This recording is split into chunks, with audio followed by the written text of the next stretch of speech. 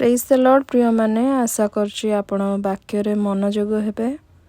तो आज आम पाठ करबा आदि पुस्तक 8 पर्वर 13 पदरु 22 पद पर्यंत। नोहंकर बयसर 601 वर्ष प्रथम मासर प्रथम दिन रे पृथ्वी उपरु जल शुष्क हैला। सेतेबेले नोह जहाजर छात उठाई अनान्ते भूमि की शुष्क देखिले। एही रूपे द्वितीय मास 27 दिन रे पृथ्वी शुष्क हैला। अनंतर परमेश्वर नोह को कहिले, तुम्भे आपणा भार्या और पुत्रगण और पुत्र बधुगण को संगे घेनी जहाजरु बाहर होई जाओ।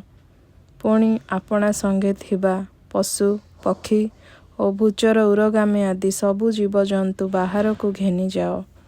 से माने पृथ्वी की परिपूर्ण करंतु। पुणी पृथ्वी रे प्रजावंत और बहुवंश हुअंतु।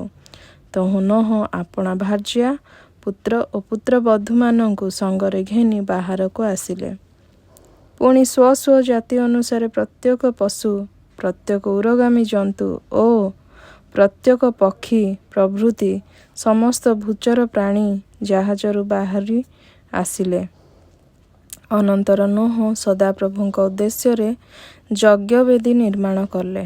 पुणी सर्व प्रकार सूची पशु ओ सूची पक्षीगण मध्यरु केतेक नहीं वेदी उपरे होम बलि उत्सर्ग कले। तहिरे सदाप्रभु तहिर सुगंध आघ्राण करी मने मने कहिले, आम्भे मनुष्य हेतुरु आउ पृथ्वी की अभिशाप देबा नाही।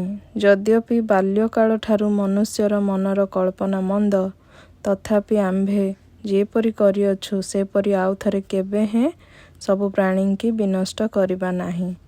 पुणी जे पर्यंत पृथ्वी थिब से पर्यंत बुणा कटार समय शीत और ग्रीष्म, पुणी ग्रीष्म और शीत काल आउ दिवस और रात्रि एही सबुर निवृत्ति हेब नाही। प्रभु जीशु ही पठित वाक्य आपण समस्त को आशीर्वाद करंतु। रहिली, धन्यवाद।